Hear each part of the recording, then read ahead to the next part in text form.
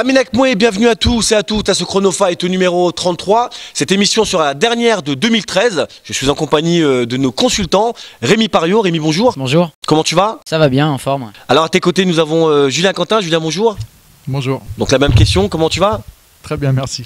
Et le grand retour de notre ami Larbi Benatia, qui n'était pas là lors de notre émission Coup de gueule, qui nous a manqué. Oui, moi aussi, vous m'avez manqué, dommage, parce que j'avais des coups de gueule à dire, mais bon, ce sera pour la prochaine. Ce sera même pour 2014, on va les garder au chaud, puisqu'on refera d'autres émissions Coup de gueule. Aujourd'hui, on va se poser la question, justement, pour 2014, quels sont les combats que l'on aimerait voir, quel est le rôle des promoteurs, et ce qu'on attend des promoteurs aujourd'hui en France. On va pas tarder, on va aller tout de suite dans le vif du sujet. Chronofight numéro 33, c'est maintenant.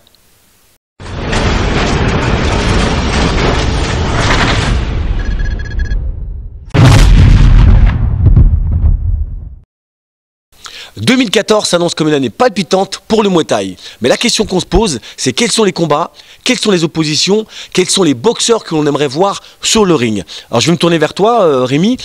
Quel est le combat qui te donnerait vraiment envie pour cette année 2014 ? Moi, il y a pas mal de combats qui me donnent envie. Maintenant, il y en a un que j'ai en... Enfin, il y en a plusieurs dont j'ai en tête. Un peut-être plus particulier, ça serait Sami Sana peut-être contre Chris Boussoukou. C'est deux jeunes qui boxent avec le cœur, hein. On va dire qu'ils vont bien au charbon, c'est des jeunes qu'on la dalle. C'est des boxeurs très en vogue en plus. Et c'est des boxeurs dont on entend parler.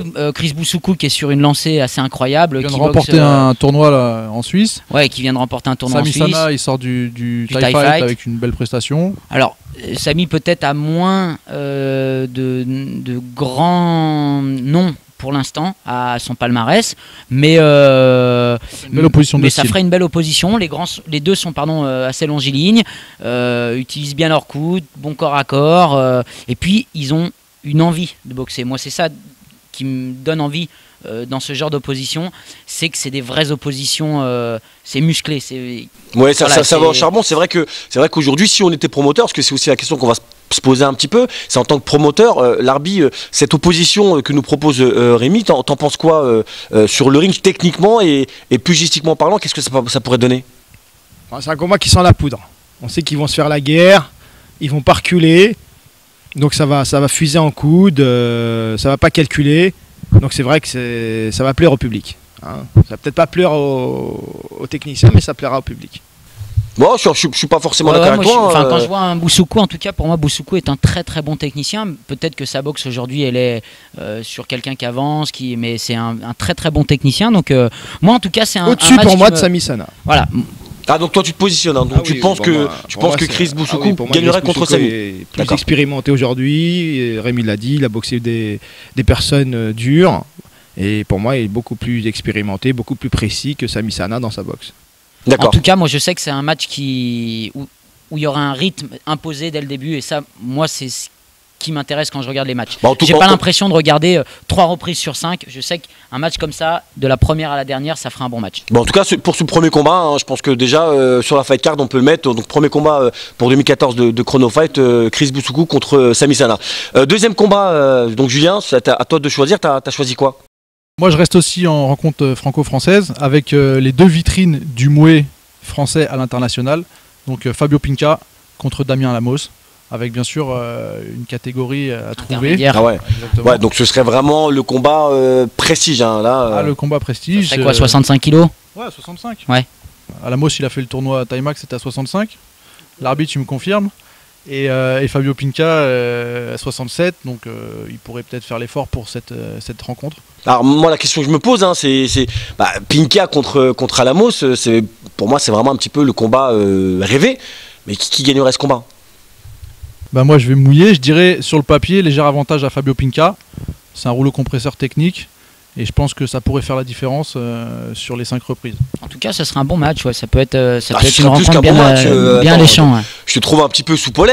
Non, c'est sûr. Il faut trouver aussi l'organisateur. Voilà, après, il faut que. Voilà, il faut trouver les fonds aussi. Voilà, il faut trouver les fonds parce que c'est pas n'importe qui. Aujourd'hui, c'est vraiment la crème de la crème, le top du top. Donc, c'est des choses qui se monnaient. Alors, je fais une parenthèse. Hein, ce serait aussi finalement le combat de la crème de l'Impact Team Alamos et la crème de la Team Nasser, qui sont quand même aujourd'hui les deux grosses écoles. Faut pas se voiler la face, je pense qu'actuellement ce sont les deux meilleures écoles françaises. Ah oui, tout à fait, je pense que c'est une évidence et personne autour de cette table ne peut le nier. Hein. Ah non, là c'est certain, Pinka, Alamos, deux grands boxeurs, beaucoup d'expérience.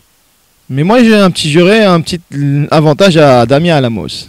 Ah d'accord. Ouais, qui est encore là, qui a boxé beaucoup en Thaïlande, qui a un sens tactique supérieur aujourd'hui à Fabio Pinka. Mais justement, est-ce que ça va pas lui faire défaut d'avoir boxé beaucoup en Thaïlande? En France, c'est très bien que le système est complètement différent, que le comptage n'est pas du tout le même. Peut-être ce qui lui ferait défaut, c'est justement le rythme en Thaïlande, puisque y a la première d'observation, la cinquième, les jeux sont ouais, déjà et puis faits. Fabio Pinka, c'est pas quelqu'un qui observe, hein, c'est quelqu'un qui... C'est de la première à la cinquième avec Fabio.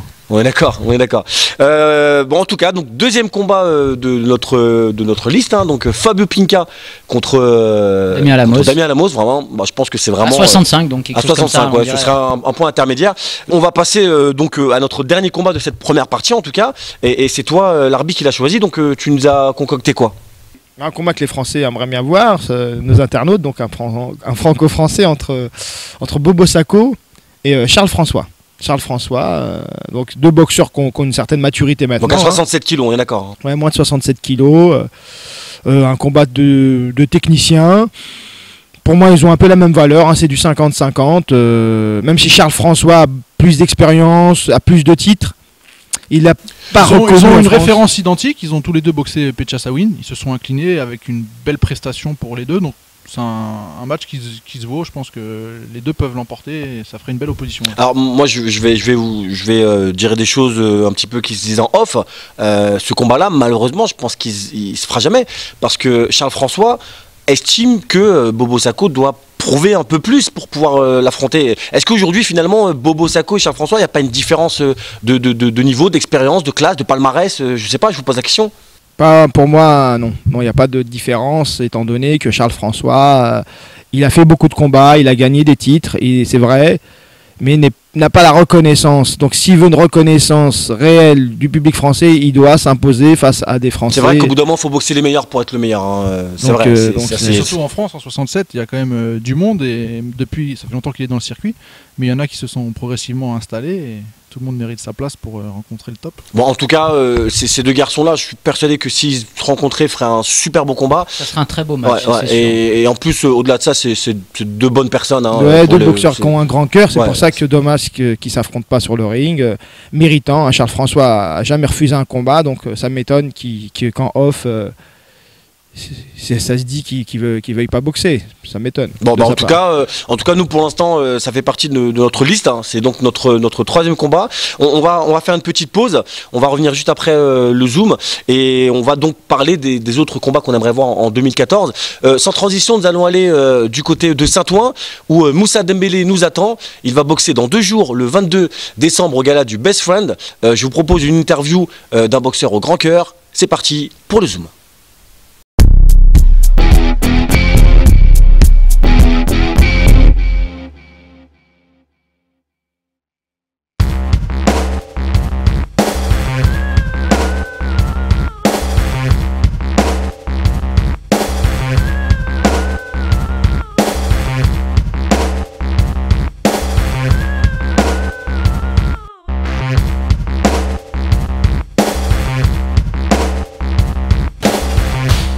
Bonjour, je m'appelle Moussa Dembélé, j'ai 27 ans, je m'entraîne au Best Friend Gym depuis 2007, ça fait 13 ans que je fais de la boxe thaï. Moi en tant que boxeur, j'aime les gens qui sont fumeux, on va dire très techniques, qui sont posés et des combats très propres à la thaïlandaise, quoi. C'est le genre de style que j'aime et le genre de mec que j'aimerais boxer, quoi.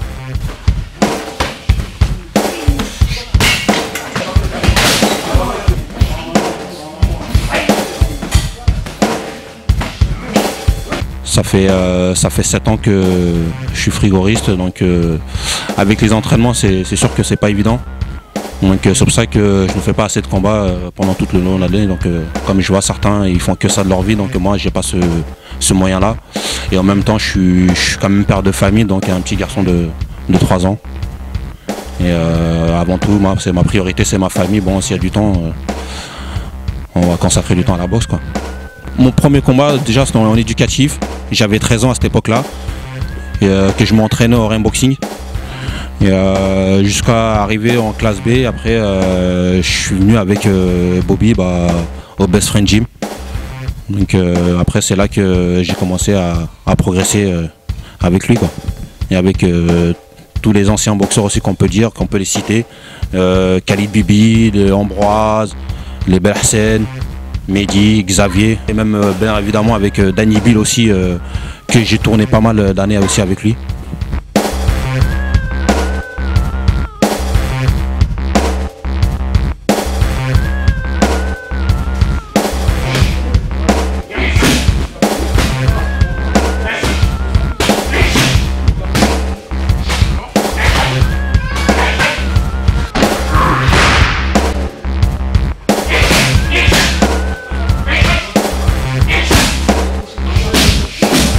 Bobby, pour moi déjà c'est plus qu'un entraîneur. Moi, pour moi c'est mon grand frère. Donc il m'a vu grandir depuis que je suis tout petit. Et on se connaît parfaitement. Donc on a pas mal de choses en commun. Pour moi, l'éducatif, déjà c'est une très très bonne initiative de Bobby qui a mis son concept en avant. Parce que je trouve qu'en éducatif, il manque pas mal d'initiatives, donc même d'encadrer surtout les jeunes, que les gens ne prennent pas le temps de se donner à fond pour eux, quoi. Donc pour moi, c'est un gâchis. Je pense qu'on devrait quand même trouver des solutions pour pouvoir mettre en avant les jeunes et non pas que seulement des classes B ou des classes A. Et surtout, je voulais remercier Hadj aussi, qui nous a mis ce concept aussi pour les jeunes et pour ce trophée aussi qui était désigné pour moi et Nabil Boujan. Donc un grand remerciement à Hadj et à la ville de Saint-Ouen aussi, et surtout à la FMDA et avec tous les clubs qui vont participer à ces jours-là.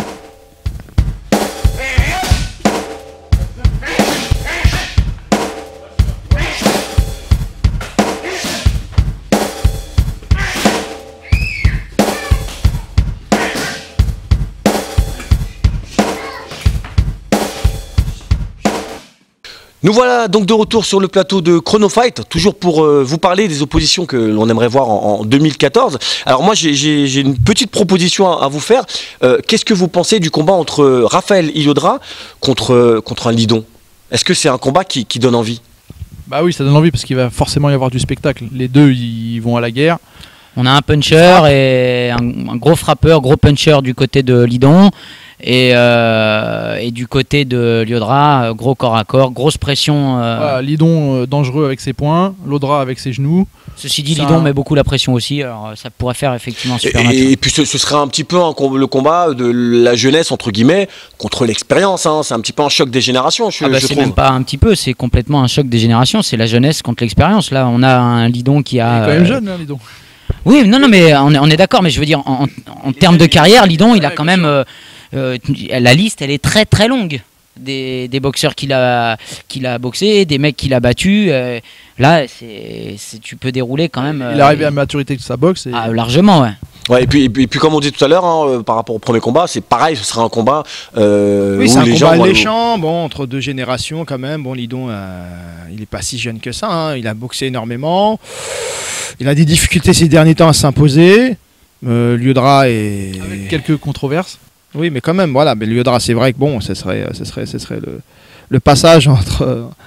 Le passage de flambeau. C'est vrai que sans être partisan, on l'a pas beaucoup aidé ces derniers temps, Lidon, au niveau arbitrage. Maintenant. Voilà, puis c'est vrai que je ne vais pas lancer la polémique. Bah, c'est un autre débat. Et puis bon, je reviens sur ce que tu dis, l'arbitre. Quand tu dis passage de flambeau, ça veut dire que tu penses que Lidon perdrait ce combat finalement.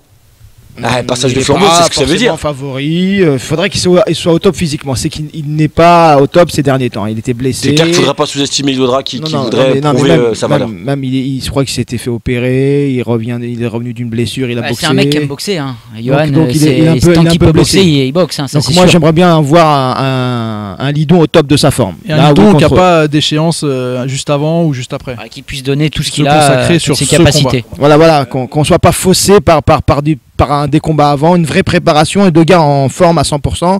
Là, ça sera un match équilibré. Sinon, parce que c'est un combat qui sera tellement physique que si l'un des deux n'est pas au top physiquement, ça va fausser le résultat. D'accord. Alors Rémi, le deuxième combat que tu as choisi, toi, c'est quoi? Moi, ça va être un petit peu dans la lignée des Chris Boussoukou, Sami Sana, haute catégorie de poids, haute génération, Ayoub El Kaïdar contre Amin Kassem. Voilà. Ah bah ça sent le chaos. En tout cas, alors je sais pas qui est-ce qui a le plus à gagner ou perdre au niveau carrière dans ce type d'opposition. Je dis juste que un match comme ça, c'est pareil, ça sent la poudre. Un match comme ça, tu sais, de la première à la dernière, ça va être une guerre. Et puis il y en a pas un qui lâchera avant l'autre. Donc et puis comme dit Rémi, comme dit Julien, pardon, c'est pas sûr que c'est un combat qui aille jusqu'au bout, quoi. Et puis les deux restent sur des. Je veux dire, on voit Ayoub qui gagne la Rumble Cup, Amin Kassem qui revient d'un match contre. Je me souviens plus vraiment de son prénom, mais bon, qui s'est vraisemblablement fait voler, qui gagne contre Rangravi, qui avait boxé Pennec, même avec tout le mal qu'il avait pu avoir pour le boxer, mais il a boxé Pennec. Il va boxer Sam A. C'est une catégorie où ça va vite, quoi. C'est une catégorie où ça va vite. Deux très expérimentés et deux bons boxeurs. En tout cas, pour l'instant, deux enragés qui vont s'affronter, s'ils s'affrontent. Puis c'est encore la même école, hein, Saint-Fons d'un côté. Ah oui, encore une fois, sans faire, j'avais pas fait le rapprochement, mais c'est encore. Et puis de l'autre côté. En tout cas, pour l'instant, on ne s'oriente pas forcément vers des combats fimeux. Comme quoi, les gens ça veut dire qu'on a envie de voir des gens qui se font entre guillemets. Moi, en ce moment, j'ai envie de voir ça. J'ai envie de voir le public qui joue le jeu. Des mecs qui sont pas obligés de tourner à la première ni à la 5e, qui sont en train de contrôler dès qu'ils shootent, même si effectivement c'est une certaine réalité. Tout le monde peut être d'accord avec moi en tout cas que un match, quand il y a de l'intensité, il faut de l'engagement. Techniquement, après, on est presque prêt à passer à côté de la technique si on sait qu'on a un bon match. Ouais, et puis c'est pas comme si c'était pas des charlots non plus, techniquement. Non. Là, on a en plus des mecs qui ont un certain niveau, qui ont boxé. Ayoub a boxé Pat Jansuk, Karim Benoui avait boxé. Enfin, les deux ont un beau palmarès de leur côté, différent, mais très beau palmarès. Au grand public, si on veut du monde, il faut ce genre de combat, d'opposition. C'est les puristes qui aiment bien des boxeurs vraiment fimeux, très connaisseurs, mais le grand public en général, il veut des guerriers sur le ring. D'accord. Et là, on a deux jeunes guerriers, mais deux guerriers. Alors, un combat de plus encore à notre fameux gala qu'on est en train de préparer. Il va falloir qu'on débourse beaucoup d'argent. Donc on a dit Kassem contre Kaïdar. Ouais, d'accord. Prochain combat que tu nous as choisi, Julien, c'est quoi? Moi, je reste dans la même catégorie que l'arbitre tout à l'heure avec Bobo Sacco et Charles François. Et je mettrais Dylan Salvador contre Aziz Lali. Donc moins de 67 kilos, on est d'accord? 67, ouais. Et ça ferait une très belle confrontation. Et entre Impact Aquitaine et Saint-Fons pour changer. Pour changer, mais c'est bon, c'est une réalité aussi. Hein. Tous les deux, on précise, hein, on va être clair, hein, on précise qu'on prépare cette émission ensemble et que voilà, en tout cas, au bout d'un moment, on s'est rendu compte qu'il y avait beaucoup de boxeurs de l'Impact et beaucoup de boxeurs de Saint-Fons. Voilà, on va pas s'en excuser. Aujourd'hui, c'est les meilleurs, c'est tout. Hein. On va pas polémiquer, on va pas aller chercher des boxeurs où il n'y a pas à les chercher. Donc sur ce point-là, malheureusement, c'est comme ça. Enfin, malheureusement, heureusement d'ailleurs. Puis on fait pas du pro parisianisme. Exactement. Donc, on nous reproche. On peut pas nous accuser d'être pour des. D'ailleurs, ça pourrait faire un très beau tournoi à 4. Charles François, Bobo Sacco, Aziz Lali et Dylan Salvador. Exactement, ça prouve qu'en moins de 67 kilos, il y a des oppositions, il y a des choses. Après, c'est les calendriers de certains, parce qu'on voit un Dylan Salvador qui boxe énormément à l'étranger, qui commence à avoir une reconnaissance méritée, et donc du coup il est souvent à droite à gauche, et après ce qui peut déranger, c'est souvent les histoires de calendrier entre l'un et l'autre, voilà. Mais ça serait une belle opposition. C'est deux jeunes qui en veulent, hein. Aziz Lali, on connaît ses qualités. Je pense que c'est un combat vraiment qui serait encore très intéressant. On va le rajouter donc à notre checklist. Donc ce combat entre Aziz Lali et Dylan Salvador. Et puis on va finir avec, je pense, le plus beau combat qu'on a tous envie de voir. L'arbitre, je te laisse l'honneur de l'annoncer. La cerise sur le gâteau, hein. Donc ce super gros gala, on le ferait au Parc des Princes, hein, comme ça. Au Stade de France. Au Stade de France avec les moyens du Qatar. Exactement. Et on ramènerait dans un avion donc Boakao et puis Yacht Saint-Clair. Et je pense que là, ce serait vraiment. Et c'est beau parce qu'on voit un Boakao qui boxe Henry Coquel là il y a peu de temps pour Yacht Saint-Clair qui avait eu une mauvaise période en 2011 et qui est très bien revenu et à 70. Tankem par KO. Yacht on l'a enterré, Boakao on l'a enterré, puis finalement. C'est un match commercial, mais au final ça ferait une très belle opposition s'il joue le jeu. Ah oui, ouais, non, ouais, oui. C'est sûr que c'est pour se regarder, effectivement. Non mais pour jouer le jeu, il faut de l'argent sur la table. Il faut de l'argent et puis il faut pas que faut que ça se passe. Maintenant, dans les deux cas, c'est quand même pas des boxeurs qui trichent. Boccao, c'est pas un boxeur qui triche. Quand il y va, il y va. Et Yod est plutôt pareil.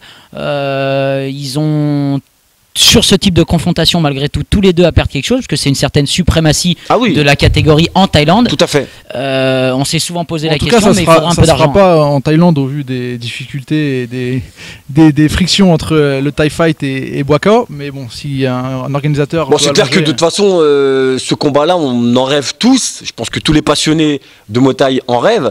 Mais... personne ne dit qui pourrait gagner ce combat. J'aimerais bien que vous mouilliez.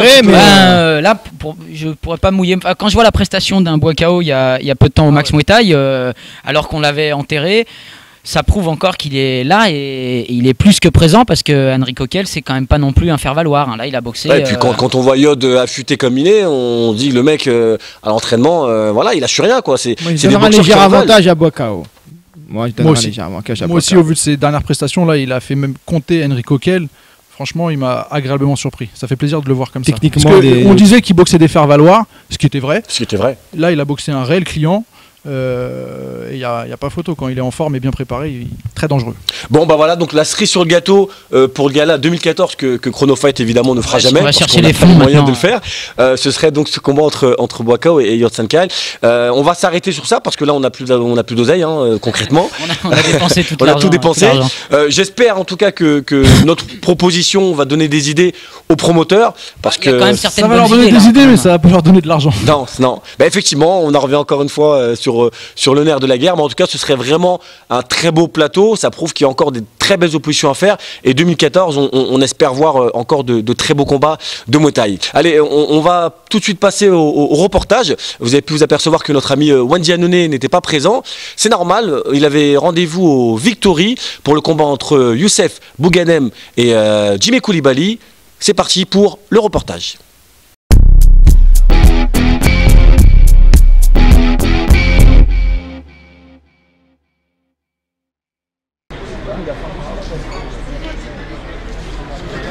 Salut à tous, nous sommes devant le Palais des Sports de Levallois, on va voir le grand gala du Victory. Donc on va suivre plus particulièrement le combat entre Jimé Coulibaly et Youssef Bouganem. Grand combat tant attendu par beaucoup de monde, moi-même premièrement. Donc on va aller à l'intérieur, les interviewer, 2-3 questions et avoir leurs sentiments juste avant le combat. On se retrouve à l'intérieur.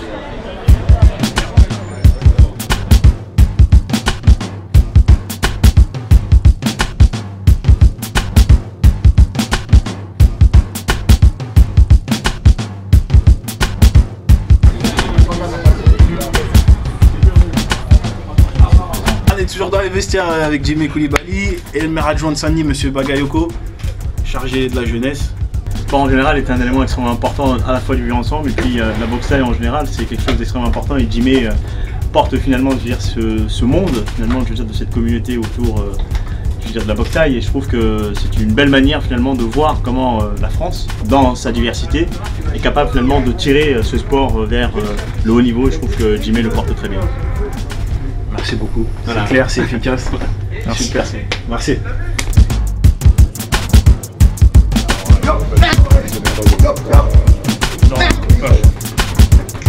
Voilà. Allez, plie-moi. Allez.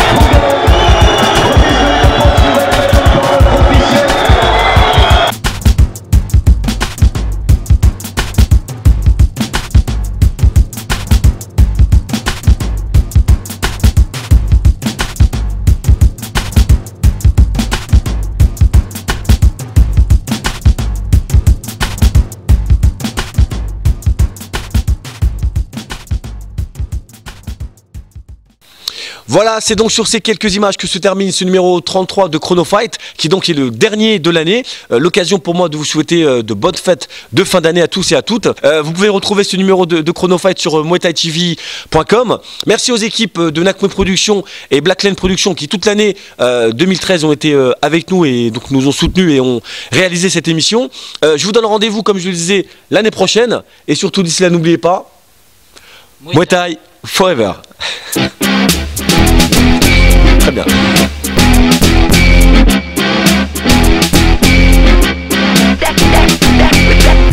Un combat, je pense que beaucoup de Français aimeraient bien voir. Bon, après, bien sûr, comme disait Rémi tout à l'heure, on a plein de combats en tête. Mais voilà, un combat franco-français pour parler un peu à nos internautes, c'est le combat entre le français. Marocain. Je savais qu'il commençait à chercher. Je ne pouvais pas l'aider parce que je voyais pas. Elle est mortelle celle-là. C'est le bêtisier. Là, je te jure, c'est obligé. Elle est mortelle. C'est le mec qui fait, tu sais, il brode. Ouais, que tous les internautes aimeraient voir. Franco-français, il a zappé. Le malien. Ah, laisse tomber.